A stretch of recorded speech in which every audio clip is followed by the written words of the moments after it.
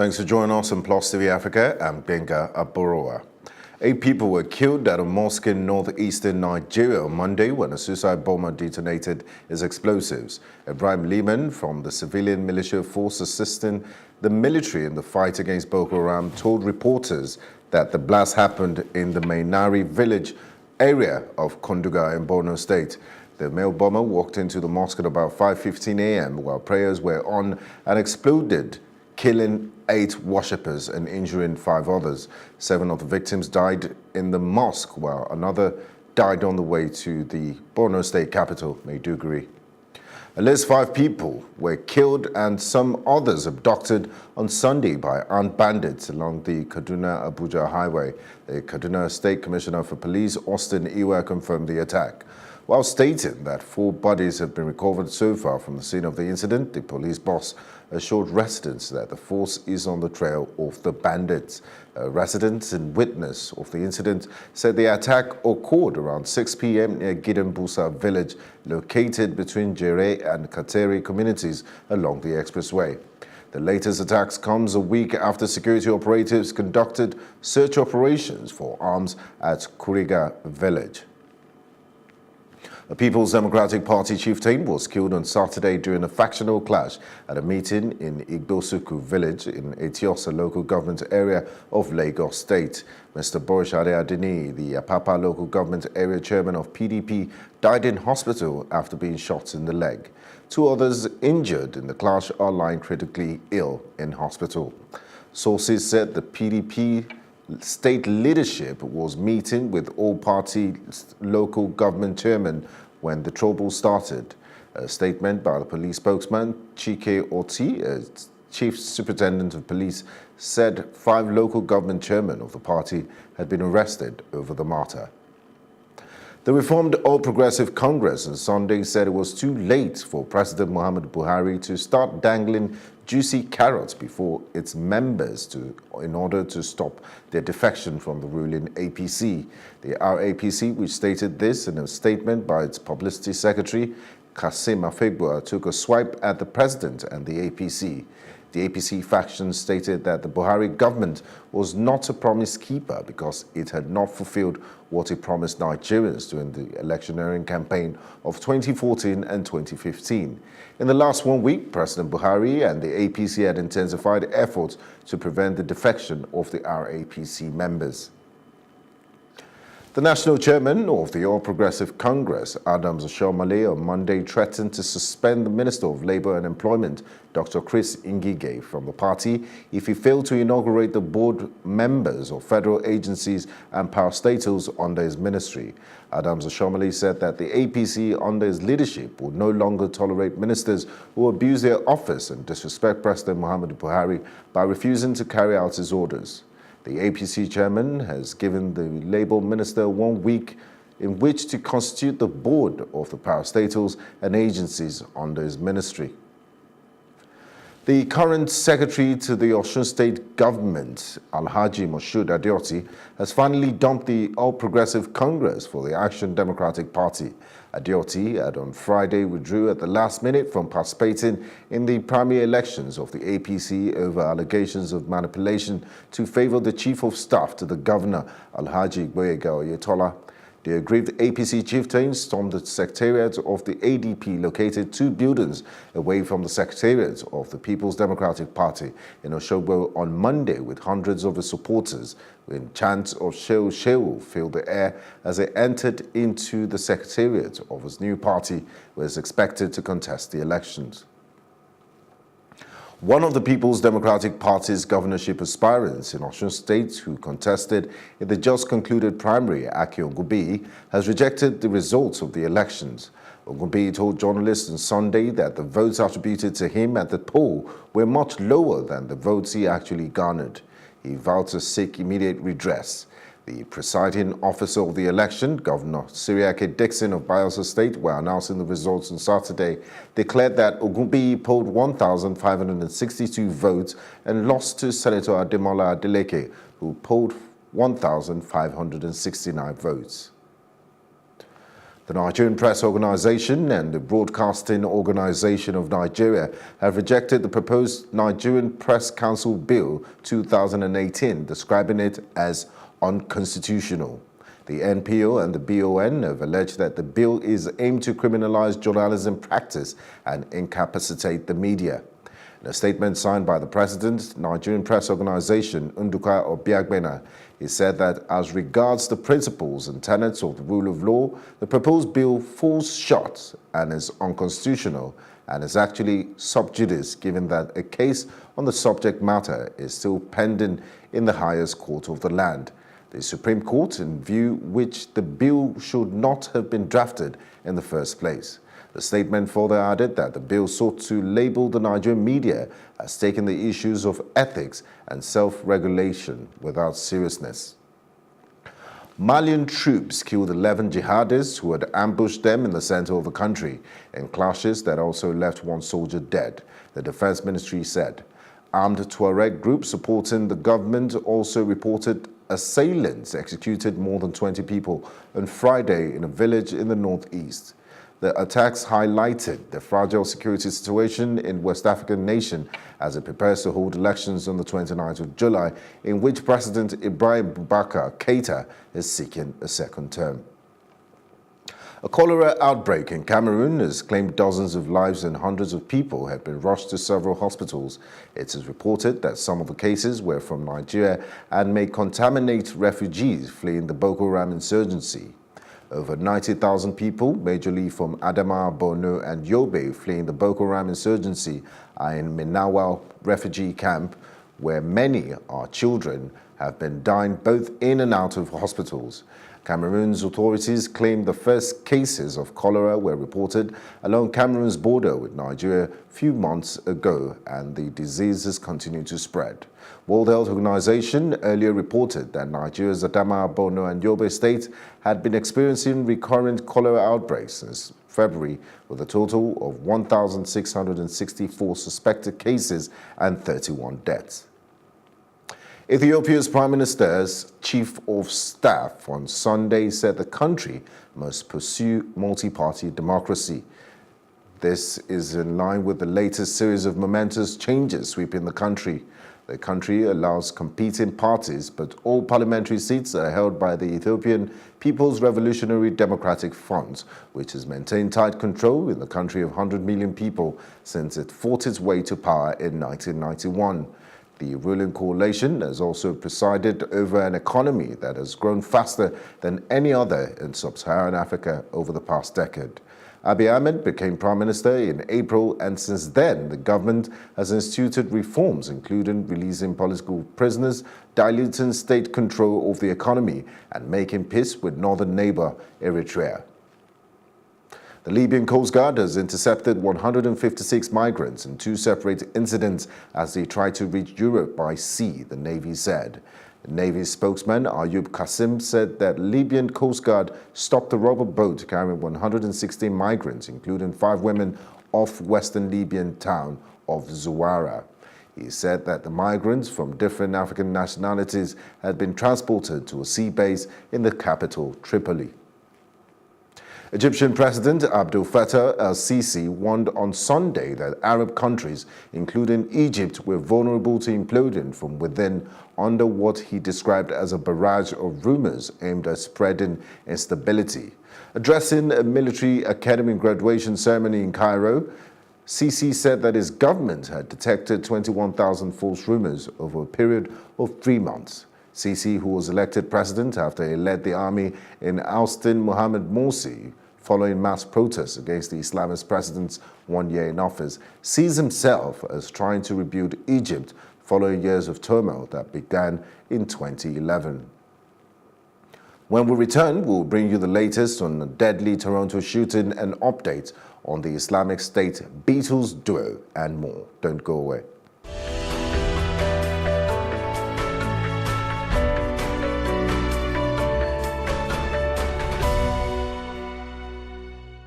A gunman has opened fire on a busy avenue in Toronto, killing a young woman and injuring 13 other people, one of them critically, police say.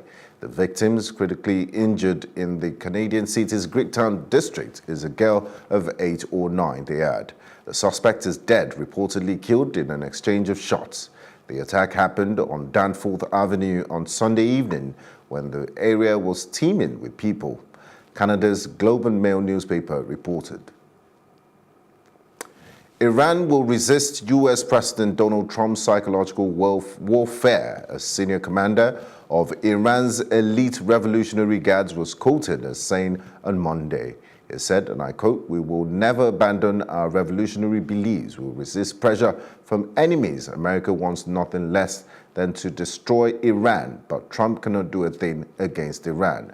Iranian President Hassan Rouhani said on Sunday that Trump's hostile policies towards Tehran could lead to the mother of all wars, according to a report by the state news agency IRNA.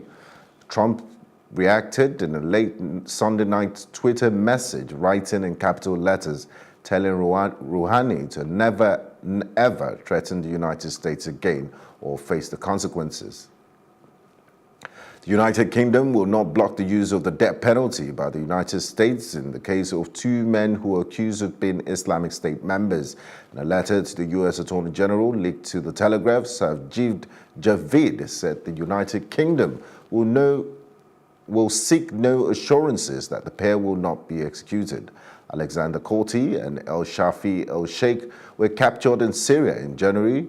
Number 10 Downing Street said the Prime Minister was aware of the letter and discussions with the U.S. on the issue were continuing. When we come back, we'll bring you business news. Do stay with us.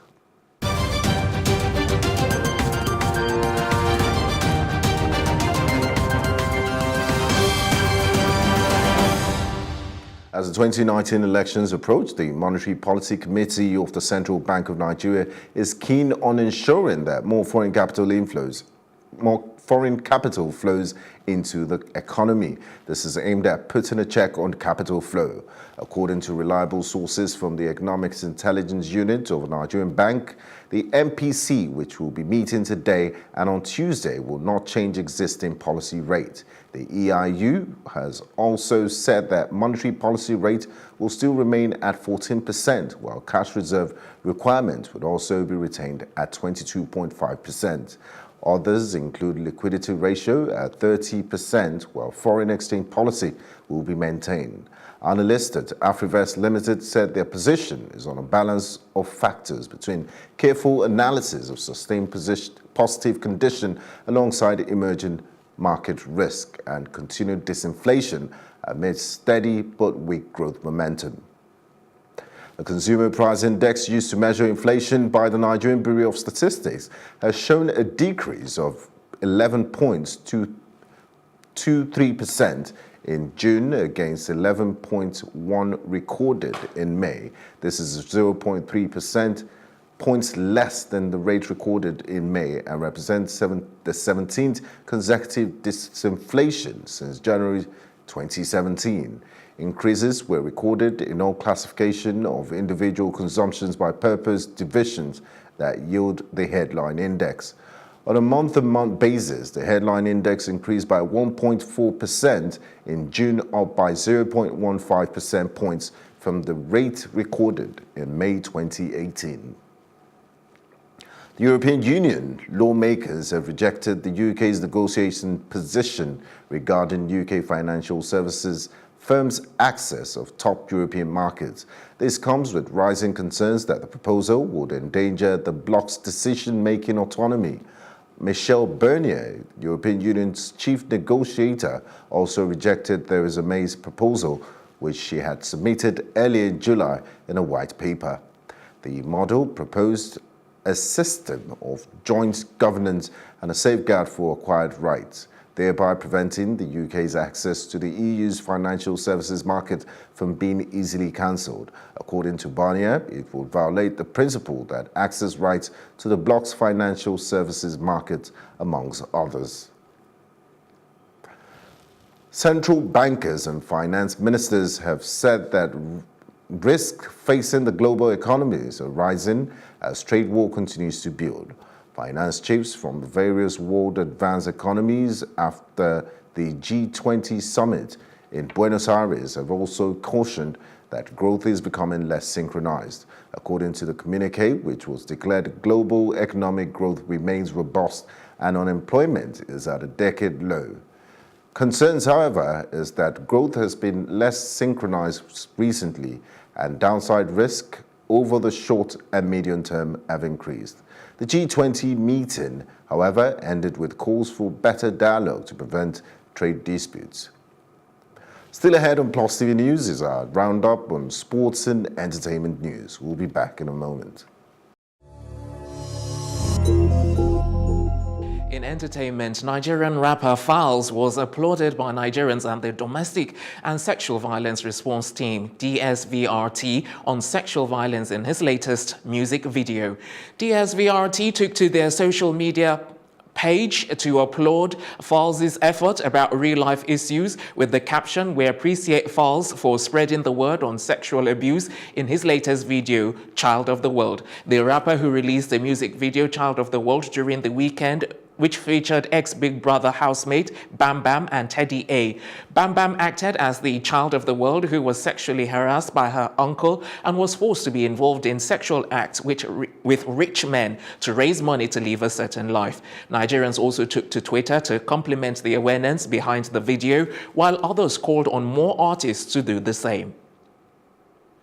Big Brother Naija Season 2 housemate Sumadina Anyama, popularly known as Soma, has survived a tragic accident which happened to him this morning. The accident happened when his car was hit by a bus. In the process, it lost control and veered off the road, nearly falling into a ditch. But sadly, the bus driver drove off immediately, not bothered about the damage caused. Soma took to his Instagram page to share a video showing his car hanging by the edge of the ditch with the caption, "Thanking God for my life. This was a close shave. I can't die now." Late British pop star David Bowie's first demo recording is now up for auction after being found in an old bread basket. The 1963 recording, which features a 16-year-old Bowie singing "I Never Dreamed" with his first band, the Conrads. His demo tape at the time was rejected by Decca Records. The tape is expected to sell for £10,000 and is being sold by the band's drummer, David Hadfield, who found it in his loft. Paul Fairweather, who is the auctioneer, has said it is a significant recording, completely unique, and offers insight into Bowie as a fledgling musician. The Brixton-born Bowie died of cancer in January 2016, and the tape, along with other items, is to be sold off by Omega Auctions in Merseyside in September. Glamorous American country singer Dolly Parton has revealed she slept in a car at the start of her career as a singer. She said she made her face up by using the wing mirror after sleeping on the back seat in order to save money. The veteran country singer made the revelation during Reese Witherspoon's new show, Shine On with Reese. She said she traveled with her uncle, and while he slept in the front, she said her bedroom was the back seat and that she would wash her hair in the filling station bathrooms. According to her, she put up with it because she was glad to get out of the house she shared with her siblings. She concluded by saying her mom would fight for her to go places her father didn't want her to go because he was afraid something bad will happen to her. Dolly Parton has had 26 songs reach #1 on the Billboard country charts, a record for a female artist, and 110 career charted singles over the past 40 years. And that's it on entertainment. The very best in sports right after this.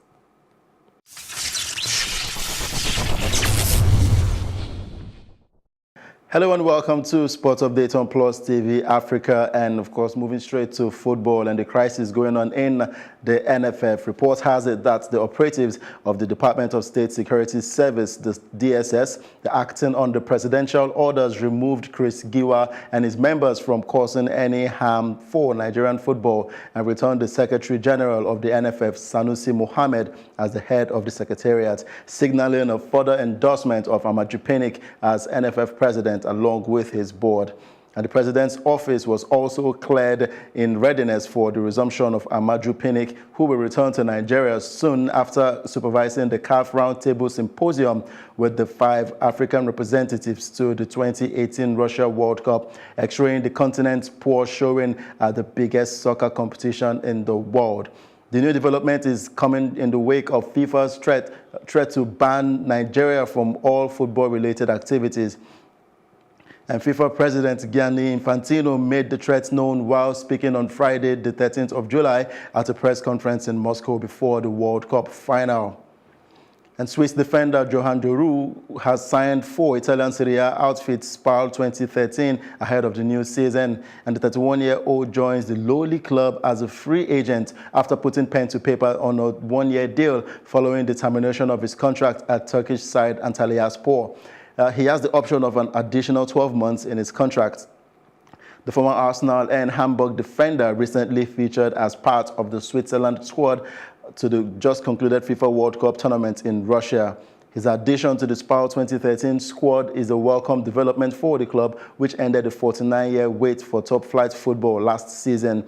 And Spal narrowly escaped relegation at the end of the season as it finished in the last spot, 17th outside the drop zone.